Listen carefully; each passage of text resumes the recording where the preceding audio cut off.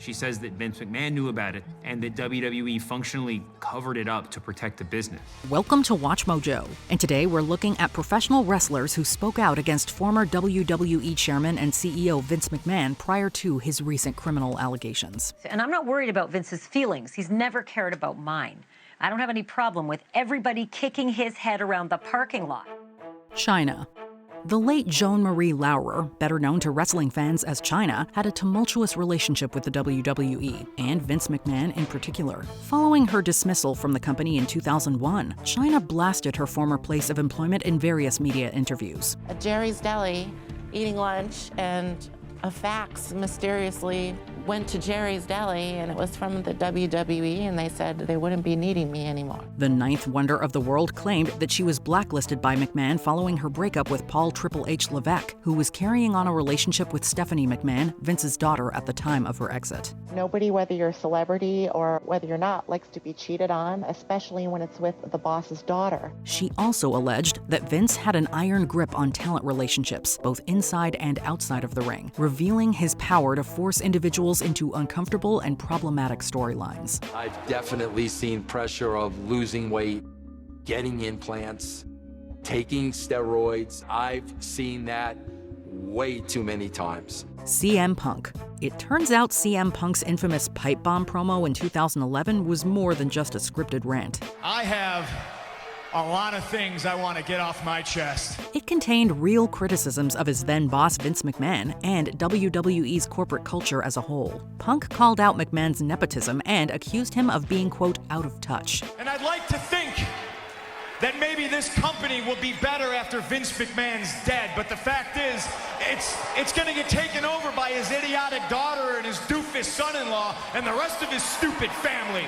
After leaving the company in 2014, Punk went further in a tell-all podcast with former friend Colt Cabana. He described McMahon's erratic behavior and negligent approach to wrestlers' health. He claimed Vince and others pressured him to perform while injured and ignored serious medical issues. Punk's outspoken nature no doubt made him a credible voice in exposing McMahon's questionable practices. Let me tell you a personal story about Vince McMahon, all right? Can we do this whole bully campaign?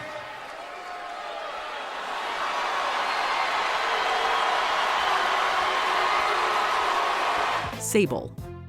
Valet-turned-wrestler Sable became a breakout star in the WWE's Attitude Era. However, she would go on to engage in a legal battle with Vince McMahon and the WWE in 1999.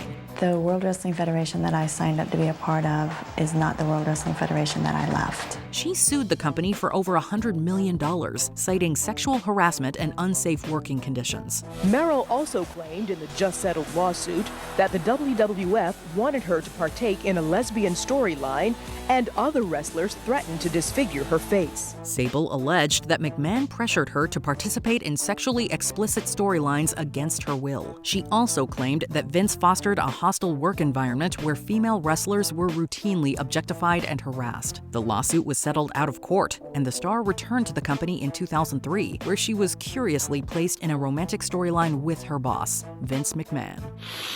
Ooh, yeah. How about a little taste, huh? Jesse Ventura. Jesse the Body Ventura is notable for being one of the first wrestlers to challenge McMahon's dubious practices publicly. In the mid-1980s, Ventura attempted to unionize wrestlers due to what he felt were unfair working conditions and lack of benefits. There was definitely a need for a union in wrestling. That's what Jesse Ventura was trying to do. With Jesse later learning it was Hulk Hogan who, quote, ratted out his plans to Vince. However, Ventura would go on to successfully sue McMahon for unpaid royalties, winning a significant settlement. He's making money off it and not paying me a thing for all that he's making. So we went to court. In numerous interviews since then, the former governor of Minnesota has criticized McMahon's monopolistic control over the industry and his exploitative treatment of talent in general. Chris, always remember one thing. I beat Vince McMahon in court. Paul London. Paul London and Brian Kendrick. These guys are a great team. Paul London provided a critique of Vince McMahon in his post-WWE career. London went on to describe McMahon as someone who manipulated wrestlers both emotionally and professionally. He recounted instances of McMahon's now infamous erratic behavior, including sudden mood swings and arbitrary decision-making. London also alleged that McMahon fostered a culture of fear and sycophancy among WWE staff. The wrestler's candid revelations provided a rare glimpse into the day-to-day reality of working under McMahon's leadership at the time. In later years, London recounted uncomfortable instances where his then-girlfriend, Ashley Massaro, was seemingly distraught over being harassed by Vince. Right. But I do remember specifically many times when she would be crying to me because Vince was propositioning her to fly on the jet with them. Like Ronda Rousey. Despite her relatively short tenure in WWE, Ronda Rousey made a sizable impact in the land of sports entertainment. Locked in! Bliss tapped! Rousey wins! The ex-UFC women's bantamweight champion hasn't held back in her criticism of Vince McMahon and the company culture, though. Rousey has hinted at her frustration with McMahon's creative control on social media, later expanding on these comments by suggesting that Vince's vision for women's wrestling was outdated and limiting. Instead of enabling us to have a great match, we were fighting against him in order to have a great match. In her book, Our Fight, Rousey further delivered a scathing critique of her former boss, questioning where his on-screen villainy ends and his real-life unethical behavior begins. She also condemned WWE's past exploitation of women, particularly the company's numerous bra and panties matches. But Vince being gone really changes things a lot. I do love Triple H and I love Steph. Alberto Del Rio. The first Mexican-born world champion in WWE history, Alberto Del Rio's relationship with the company and McMahon in general soured dramatically after his first release from the company in 2014. In subsequent interviews, Del Rio accused his former boss of fostering a racist environment within the WWE. He claims that McMahon allowed and even encouraged racial stereotypes, be it in character development or storylines. Del Rio also alleged that McMahon protected certain employees who made racially offensive comments outside of the ring. I'm not going to let anyone bully me around, especially this is a problem that we're living right now. In the world that we live right now is the athletes, the big guys being bullied. Del Rio's own behavior has since been called into question, however, and he has gone on to show empathy for Vince McMahon during his current issues. Bruno Santino. Sold out Madison Square Garden 187 times. One of professional wrestling's biggest stars, Bruno Santino became one of Vince McMahon's most vocal critics. After departing in 1988, Santino, who once held the World Championship for 7 straight years, spent years speaking out against Vince's direction of the company. He was not shy about accusing Vince of promoting steroid use. Let me tell you, Larry, if you can keep this guy to shut his face because he doesn't want me to talk. I was there still with the WWF when Zaharian was there. They used to line up a long line. When was this, of the goodies, and they used to line up. And then the Charlotte came, but even when they became illegal, McMahon here, large shipments. He also called out the company's salacious storylines during the Attitude Era. However, Bruno accepted an invitation into the WWE Hall of Fame in 2013. Please welcome the great Bruno Santino. Stating he was satisfied with the way the company had addressed his concerns about drug use and vulgarity. Bret Hart. Real-life feuds with Vince McMahon don't get more legendary than the one between Vince and Bret the Hitman Hart. Hart's falling out with McMahon following the infamous Montreal Screwjob in 1997 led to years of public criticism. I can feel it. Like everything is coming to me now. It's like, they did it. They did screw you. Hart accused McMahon of breaking promises and manipulating talent for personal gain, ultimately labeling him as a man who will prioritize business over any human being. Couldn't have given a man more than what I gave Vince McMahon.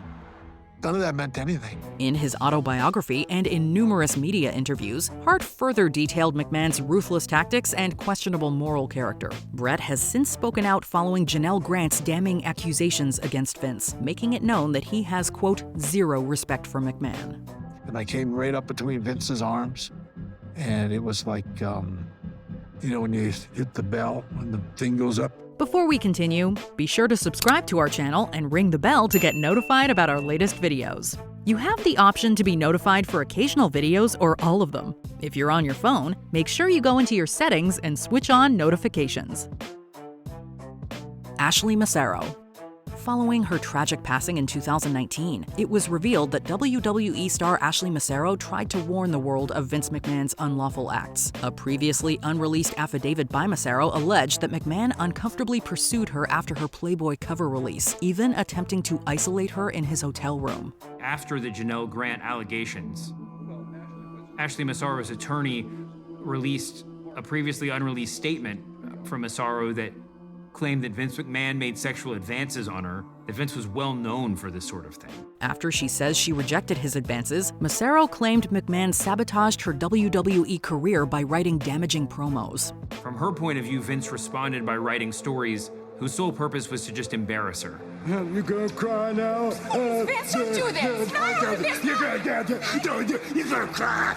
You're gonna cry! Massaro's affidavit, which was only made public in 2024, also included disturbing accusations that WWE officials, including McMahon himself, were aware of her being violated during a 2006 tour of Kuwait, but instructed her to remain silent on the matter. She accused WWE of not responding seriously to her allegations when she told them. She says that Vince McMahon knew about it and that WWE functionally covered it up to protect the business. Do you recall any other wrestlers calling out Vince McMahon prior to his current legal plights? Share their warnings in the comments below. This is one of the most brazen examples in a company setting that I've seen where an executive isn't really taking a lot of steps to hide the behavior.